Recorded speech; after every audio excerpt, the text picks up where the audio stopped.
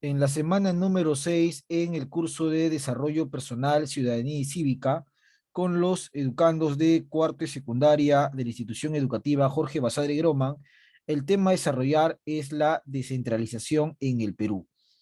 ¿Qué podemos entender cuando mencionamos la palabra descentralización? Justamente para explicar esta temática tenemos el título de esta sesión. Título de la clase. ¿Qué es la descentralización? ¿Qué entendemos nosotros por la palabra descentralización? El propósito de esta sesión es entender o explicar, ¿no?, por qué es importante la descentralización para el desarrollo del Perú. ¿Es importante? ¿No es importante? Y si es importante, ¿por qué razón? ¿Por qué siempre se suele utilizar la palabra descentralización como sinónimo de progreso y de desarrollo? Eso es justamente lo que vamos a trabajar en la sesión del día de hoy y nos vamos a ir rápidamente acá.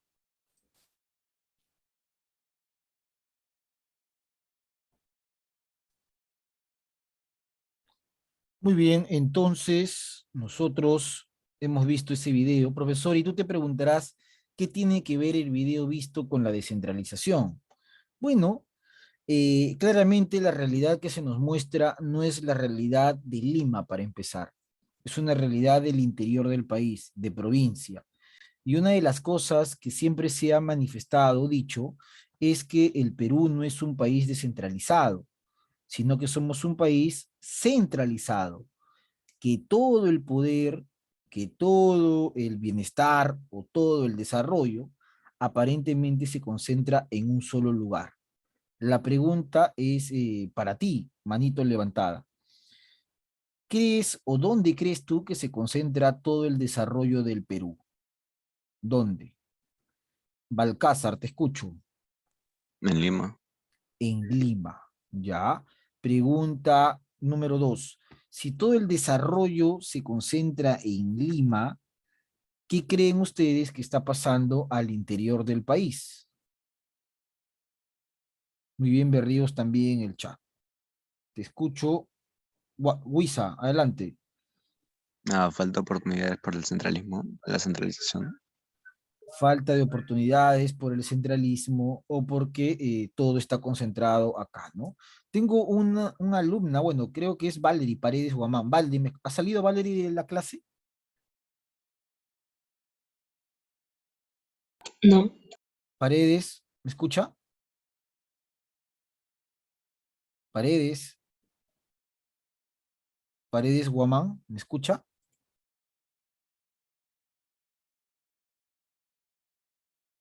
Bueno, creo que no me escucha. Entonces en el chat me están escribiendo. A ver, hay menos desarrollo, falta de buena educación. Correcto, muy bien, Berríos. Sí, es cierto, el video muestra una realidad completamente distinta a la que uno se puede imaginar. Y justamente por eso es importante entender qué cosa es la descentralización. Bueno, vamos a ir por partes. Primero entender cómo está organizado política y administrativamente el territorio peruano, es decir, el país. Para eso hay que entender la importancia de la ley 27795, ley de demarcación y organización territorial, ¿no? Ahí es importante entender cuántas regiones, departamentos, provincias y distritos hay en todo el país. Muy bien, vamos a empezar con la lectura de este primer esquema. Briceño, la escuchamos.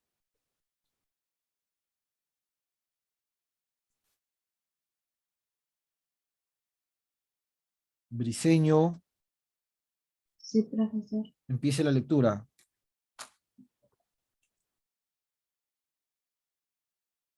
Organización política y administrativa del territorio peruano. Finalidad: establecer las definiciones básicas, criterios técnicos, lograr el saneamiento de los límites, la organización racional del territorio de la República y los procedimientos para el tratamiento de las democracias. División: 25 regiones, 24 departamentos, 196 provincias, 1874 distritos, circunscripciones en las que se constituyen y organiza el Estado y gobierno a nivel nacional, regional y local, conforme a sus competencias y autonomías propias, preservando la unidad e integridad del Estado y la nación. Muy bien, Briceño. Entonces tenemos acá la finalidad. ¿Cuál es la finalidad de la organización política y administrativa del territorio peruano? Primero que nada, busca, profesor, establecer un límite.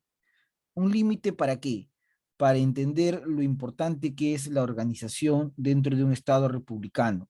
Recuerden que el sistema en el que vive el Perú es una república.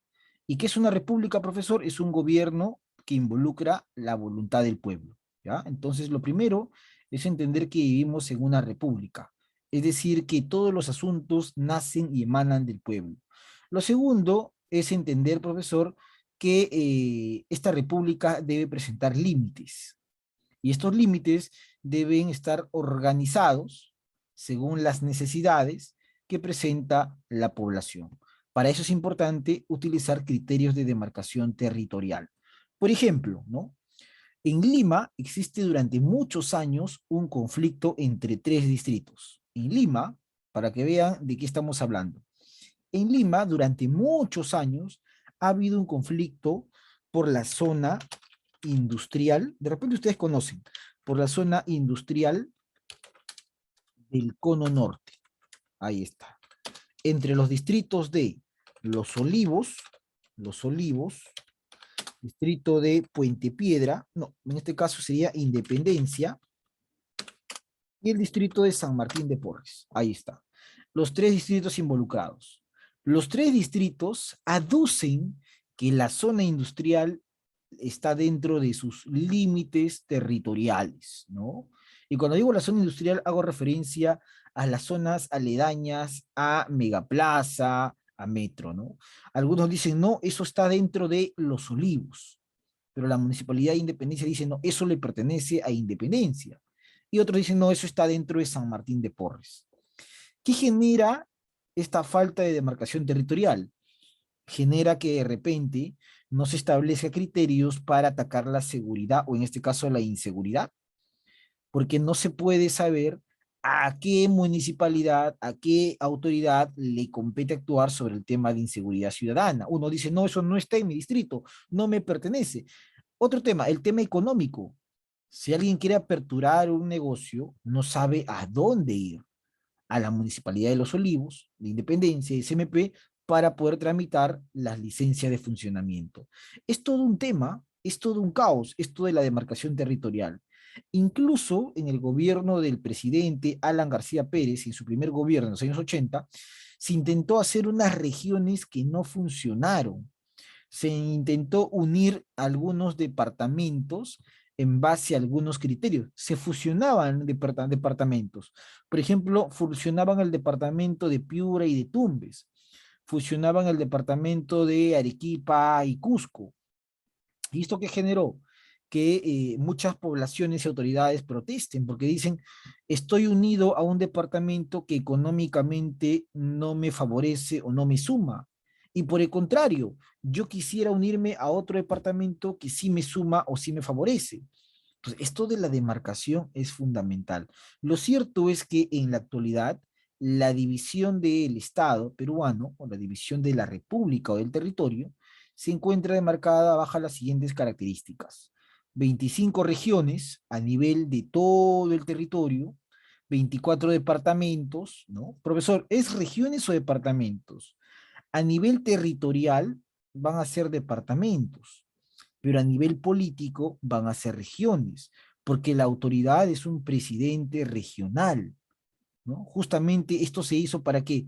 Para combatir el centralismo que existía en el Perú y para evitar situaciones como las que aparecen en el video, en la cual el objetivo es que estos gobiernos regionales puedan motivar el desarrollo de su respectiva región. 196 provincias y 1874 distritos a nivel nacional. Todo eso se encuentra catalogado dentro de la siguiente jerarquía. a nivel nacional, a nivel regional y a nivel local. Tenemos a nivel local un alcalde, un municipio, a nivel regional un presidente regional y a nivel nacional la autoridad competente, el gobierno, que en este caso está conformado por el presidente de la República, jefe de gobierno. Bueno, y todo esto conforme a las competencias y autonomías propias, preservando siempre, ¿qué cosa? La unidad e integridad del Estado y la nación, porque recuerda que el Estado es uno solo. Nosotros no somos como Brasil, que tiene un modelo federativo, o como en Estados Unidos, que tiene un modelo federativo. Ejemplo, si tú viajas en algún momento a Estados Unidos, un delito que para un Estado puede ser una multa, para otro de repente puede ser la cárcel. En cambio, en el Perú se basa en un mismo código de justicia para todos. El que roba en Lima va a tener el mismo castigo que el que robó en Arequipa o en Cajamarca. No va a cambiar eso. Las leyes del Perú son válidas en Lima, en Puente Piedra, en Zapayal, en Cajamarca, en Puno, en Loreto. Pero si tú te vas a Estados Unidos o a Brasil, ahí existe una autonomía de cada estado. Por eso que el municipio, por ejemplo, o la autoridad de Río de Janeiro compró vacunas del laboratorio inglés, ¿no? Mientras que el mismo estado brasileño compró vacunas del laboratorio ruso. ¿Y por qué pueden comprar ambos distintos? ¿Y por qué en el Perú el Estado solamente le compró a Sinopharm nada más en un primer momento? Porque en Brasil hay autonomía, porque estados tienen justamente esa potestad según la ley. ¿Ya? Entonces es importante entender la organización política y administrativa de un determinado territorio. Muy bien, vamos a dejarlo por el momento ahí y vamos a seguir con el siguiente esquema. Tenemos acá en pantalla, dice, el mapa político del Perú y tenemos la propuesta de Javier Pulgar Vidal, ¿no? Profesor, el mapa político del Perú es la foto de los departamentos, ¿no? Pero estos departamentos es el enfoque que se le da de manera territorial o geográfica, pero de manera política, cada departamento se ha convertido en una región que elige a su presidente regional. Cada departamento del Perú, a nivel político, tiene una autoridad. Esa autoridad competente se llama presidente regional. ¿Ya? Lo voy a colocar por acá. La autoridad competente. Loreto, su presidente regional. Ucayali, su presidente regional. Incluso Lima debería tener un presidente regional, pero la máxima autoridad es el alcalde. La municipalidad de Lima, el alcalde se convierte en la máxima autoridad del departamento. Profesor, pero Callao también tiene un gobierno regional. Y Callao es una de las provincias que tiene un presupuesto bastante elevado, justamente por el tema del comercio internacional. Bueno, esta es una propuesta del geógrafo Javier Pulgar Vidal, geógrafo muy reconocido en los años 40 y 50 por las famosas ocho regiones naturales. Bueno, Pulgar Vidal buscaba y planteaba que las regiones se agrupen en base a características geográficas, económicas y culturales.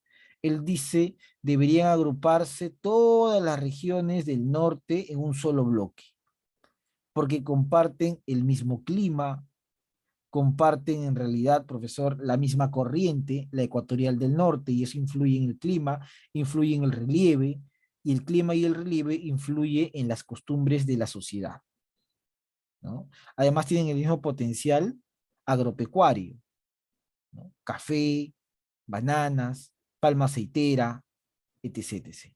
Luego él decía, igual las regiones del sur, ¿no? Deberían agruparse en un mismo bloque. Tienen el mismo potencial minero, lanero, etc. Igual las regiones del centro, donde estaría Lima, tienen también una similitud en cuanto al clima, en cuanto al relieve y en cuanto a las costumbres, ¿no? Eso es lo que proponía Pulgar Vidal. ¿Hubiese sido lo adecuado? Bueno, desde un enfoque social y económico quizás, ¿no? Incluso hasta cultural, pero desde un enfoque político no hubiese sido lo adecuado, porque está demostrado que en el Perú cada circunscripción territorial lucha por su autonomía. Es como si dijéramos, hay que unir a Puente Piedra con Carabobo en uno solo. Eso generaría un problema muchas veces. ¿Por qué? Porque una misma autoridad para una gran extensión, es lo que pasa hoy día con un distrito. Pregunta de cultura general, ¿cuál es el distrito más grande en población que tiene Lima? Que inclusive piensan algunos que debería ser una provincia más que un distrito. ¿Cuál es? ¿Cuál es ese distrito que tiene una gran cantidad de población? ¿No? Y no solamente población, ¿ah? Sino que además la zona territorial incluso puede permitir el paso hacia otros distritos, como Acomas. ¿Qué distrito será? Ahí está en el chat la respuesta. Me escribe, muy bien, Berríos, San Juan del Lurigancho. Así es, ¿no? San Juan del Lurigancho en la actualidad es el distrito con mayor población. Y hay una propuesta para convertirlo en una provincia. Es el distrito más poblado de Lima e incluso del Perú.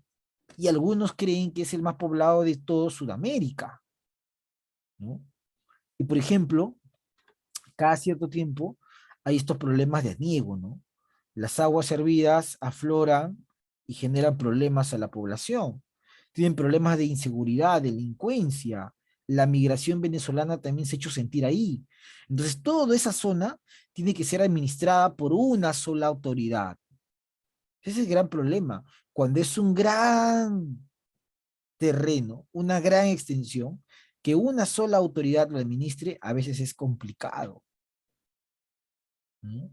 Por eso en la época del Tahuantinsuyo se dividió justamente, porque el Inca también sentía que le era complicado administrar un tamaño o un imperio tan grande. Lo mismo hace Brasil, lo mismo hace Estados Unidos. En territorios extensos, gobernarlos o administrarlos es mucho más complicado. Y en territorios diversos, peor aún. Cuando digo diversos, es con cada costumbre, como el Perú. La población de Loreto tiene costumbres muy diferentes a la población de Ica. Ica es una tierra calurosa pero seca. Loreto es una tierra calurosa pero lluviosa, ¿no? Geográficamente diferentes. En Loreto vamos a encontrar una biodiversidad de frutas, en Ica no. Ica está muy cerca al mar, tiene otros recursos, ¿no? Loreto es enorme, es prácticamente la Amazonía, Ica es el desierto. La población de Piura es muy diferente a la población de Puno. La población de Puno está acostumbrada al frío, al cultivo de la papa, el piurano al calor, a la playa. ¿Te das cuenta? Hay una diferencia en cuanto al tema cultural, pero también hay una diferencia en cuanto al tema territorial. Por eso es que administrar el Perú es complicado, no es fácil, ¿no? Y no solamente el Perú, sino lugares que presentan esas características, extensos en territorio y muy diversos en cultura, ¿no? Demasiado diversos.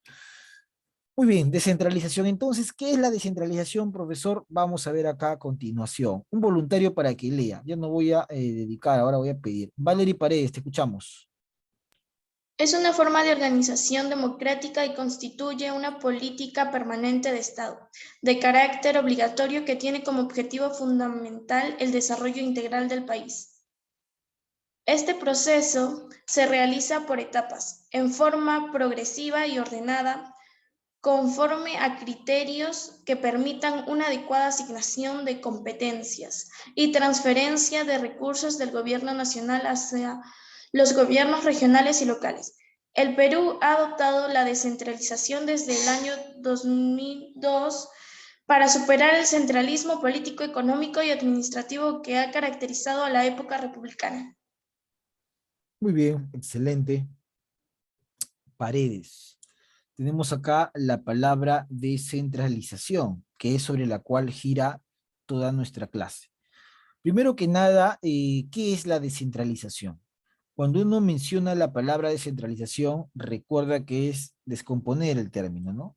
Centralismo, todo concentrado en un lugar, pero yo quiero que todo lo que está concentrado en un lugar, que en el caso del Perú siempre ha sido Lima, ya no siga ahí, sino quiero que esto pase a diferentes zonas. costa, sierra y selva. ¿Por qué la persona que vive en Piura, o la persona que vive en Iquitos, o la persona que vive de repente en Puno, o la persona que vive en Madre de Dios, tiene que venir a estudiar a Lima? Ah, profesor, qué malo, no, pero ¿por qué tiene que hacer un viaje tan largo, tan costoso y a veces tan duro? Porque tiene que alejar su familia y sus costumbres y venirse a Lima. ¿Por qué? Porque en Piura, en Loreto, en Madre de Dios o en Puno, de repente no hay una universidad, no hay un instituto, no hay un hospital, no hay oportunidades de trabajar. Por eso viene a Lima. Y el que venga a Lima no es lo malo, sino es que al venir a Lima, mucha población del interior se une a la población que viene del exterior, los migrantes. Y esa unión genera problemas para las autoridades de Lima, como por ejemplo, el tráfico va a aumentar, la inseguridad, la delincuencia va a aumentar. ¿Por qué?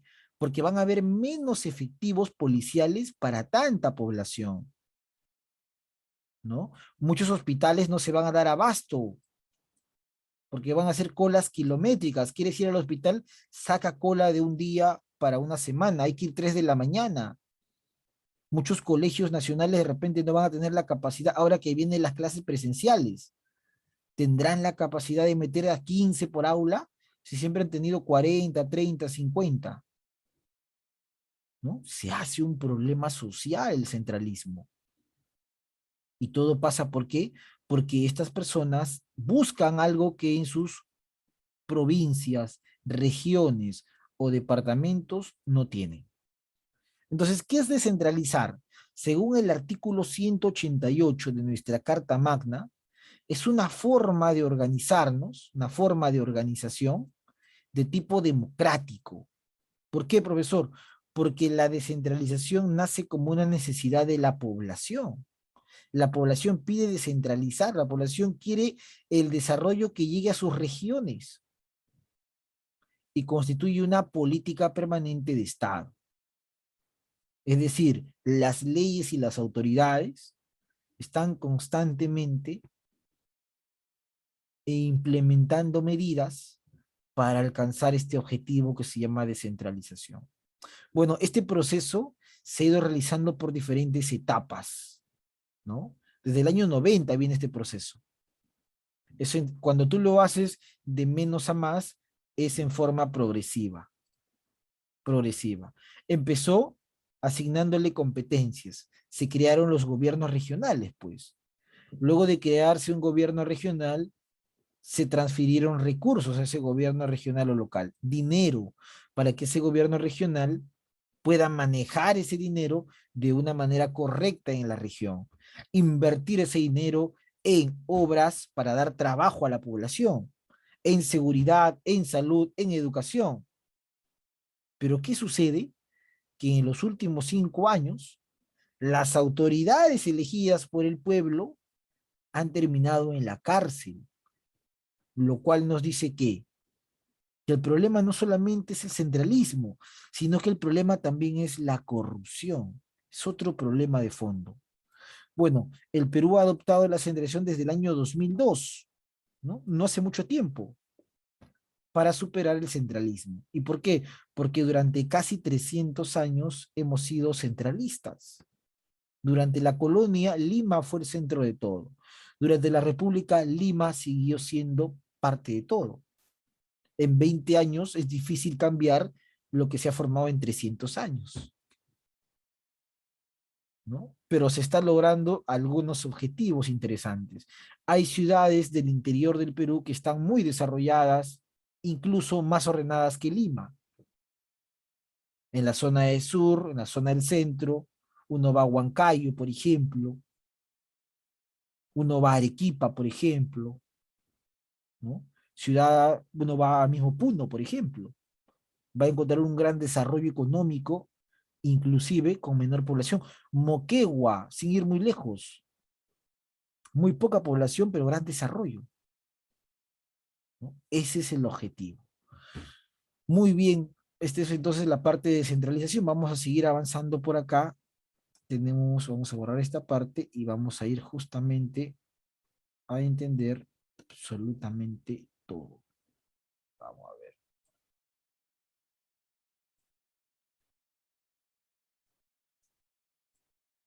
Ujú.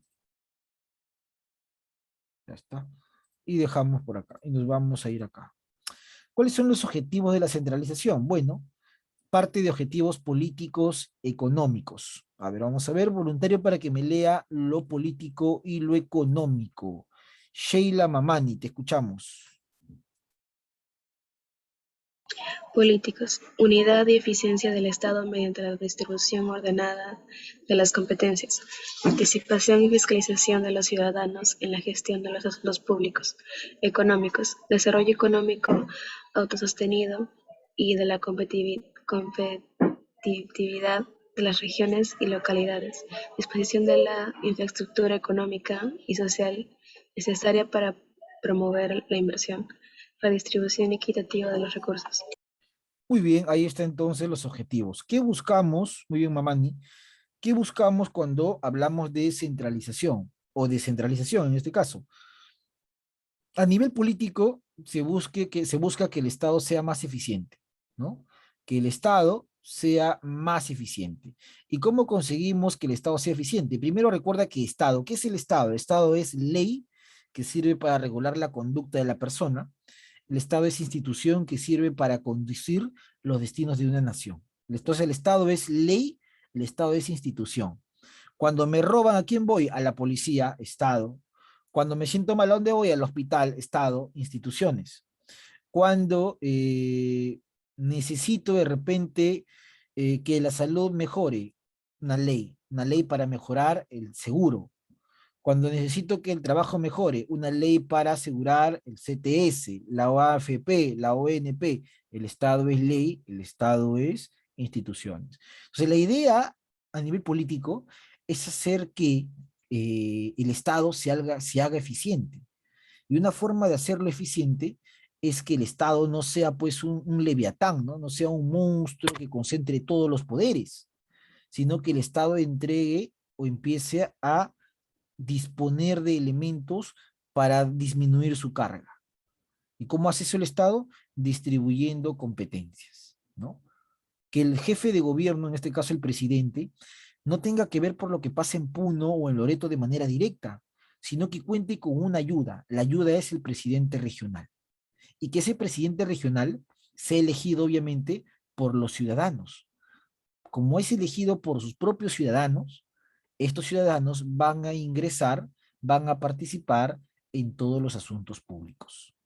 Ese es el objetivo, ¿no? A veces el presidente o el gobierno que está en Lima, tiene la sede central en Lima, le ha sido muy difícil solucionar problemas del interior. Pero si cuenta con la ayuda del presidente regional, es mucho más fácil solucionarlo, ¿no? ¿Por qué? Porque es la misma población local la que elige a sus autoridades. Y esas autoridades van a escuchar a esa población, van a ser los mediadores junto con el Estado. Objetivo económico, se busca un desarrollo autosostenido, que las regiones, si bien reciben recursos del Estado central, del gobierno central en Lima, pero empiecen a ser competitivas, sus propios recursos empiecen a desarrollarlo y a explotarlo. Por ejemplo, si hay oro en Cajamarca, que se empiece a explotar el oro, pero que se aproveche ese ingreso para mejorar la vida de la población. ¿Cómo mejoramos la vida de la población? Generando puestos de trabajo con obras de infraestructura, avenidas, carreteras, hospitales, colegios, puestos de trabajo, creando mejores colegios y mejores hospitales para que la población goce de una mejor salud. O sea, esas son formas de un desarrollo económico, ¿no? Y obviamente busca promover también la inversión, que el gobierno regional cree las condiciones para que las empresas privadas inviertan. Y una forma de que una empresa privada invierta es cuando siente que un Estado respeta la ley y hay seguridad, ¿no? Por eso la delincuencia espanta las inversiones. Por ello es importante combatir la inseguridad ciudadana. Por ello es importante que en las próximas elecciones se elijan autoridades que promulguen y que propongan, en realidad, medidas certeras para combatir la delincuencia. Hoy día en Lima y en el interior del Perú, la delincuencia ha aumentado a pasos agigantados. Te pueden matar por un celular o por una zapatilla, ¿no? Y nadie va a hacer nada. Vas a ser parte de las estadísticas. Muy bien, objetivos administrativos y sociales. Voluntario, voluntaria, cualquiera. Manito levantada, te escuchamos. Mamani, adelante. Administrativos y sociales. Administrativos, modernización y eficiencia de los procesos y sistemas de administración que aseguren la adecuación de los servicios públicos. Asignación de competencias que eviten la innecesidad, duplicidad de funciones y recursos. Sociales, educación y capacitación orientadas a forjar un capital humano, participación ciudadana, incorporación de las comunidades campesinas y nativas, promoción del desarrollo humano y la mejora de las condiciones de vida.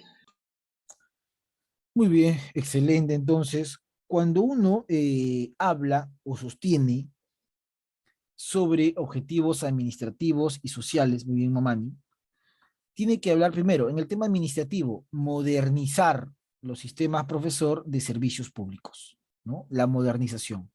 Si uno compara Lima con de repente Ayacucho, hay una gran diferencia, ¿no? Para empezar, las estadísticas nos dicen que muchos niños no están recibiendo clases virtuales, ni por Zoom, ni por Classroom, ni por ninguna llamada aula virtual, sino estos niños simplemente están en el campo.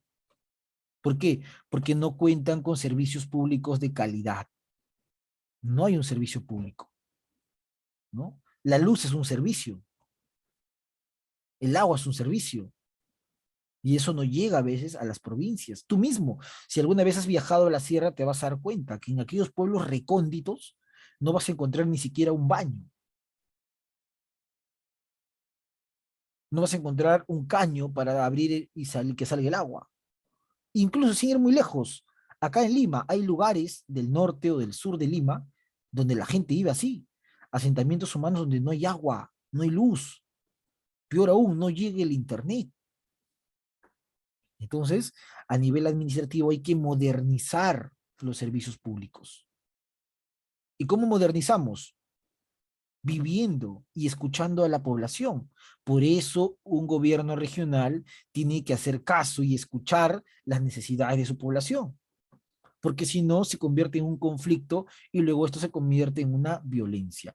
A nivel social, se busca educar y capacitar al ser humano, que el ser humano participe en asuntos públicos, que los jóvenes, las personas adultas, poco a poco se interesen por el funcionamiento de su distrito, provincia o región. ¿Y cómo van a participar, profesor Luis? A través de asambleas, a través de elecciones y a través de la elección de autoridades, ¿no? Hay a nivel regional muchas comunidades campesinas y nativas que han estado siempre en el olvido. Siempre. Bueno, la idea con la regionalización es que estas comunidades ingresen a formar parte del desarrollo del Estado, que se promocione un adecuado desarrollo y sobre todo se mejore las condiciones de vida, ¿no? El año pasado, por ejemplo, después de muchísimos años, o por primera vez incluso en la historia, una persona sustentaba su tesis en quechua, ¿no? En quechua. Quechua, que es una lengua originaria del Perú y que ya no se habla mucho, fue sustentada una profesional de San Marcos, su tesis en quechua, ¿no? ¿Y esto por qué? Porque no hay también una revalorización. En muchas regiones, seguramente, no se realza eso, ¿no? Profesor, si bien hoy día la lengua mundialmente aceptada es el inglés, pero no se debe perder también las lenguas originarias, que forman parte de la cultura. Y un objetivo ambiental, obviamente, es alcanzar un desarrollo sostenible, pero sin perjudicar el medio ambiente, porque el medio ambiente se convierte en la herencia de las nuevas generaciones. Y todo eso lo tiene que ver un gobierno regional. Pero los gobiernos regionales, en su gran mayoría, en los últimos años, han estado involucrados en casos de robo y de corrupción. Hace muy poco fue detenido el presidente regional de Puno y hace unas semanas también el presidente regional de Arequipa, Elmer Cáceres. Inclusive un exfutbolista fue detenido con él. Entonces vemos que si bien existe la visión de implementar una política de regionalización, pero lamentablemente las personas, los que van a hacer el gobierno, no han sido las adecuadas, ¿no? No han sido las adecuadas. Igual que muchas autoridades, seguramente que no son las adecuadas, ¿no? Para un cargo tan importante como es el tema de administrar una provincia o una región. Muy bien, entonces aquí nos vamos a quedar con la sesión del día de hoy. Muy bien, Guisa, Berríos, Briceño, Paredes y Mamani por su participación. Conmigo será hasta el día de mañana en geografía. Muchas gracias.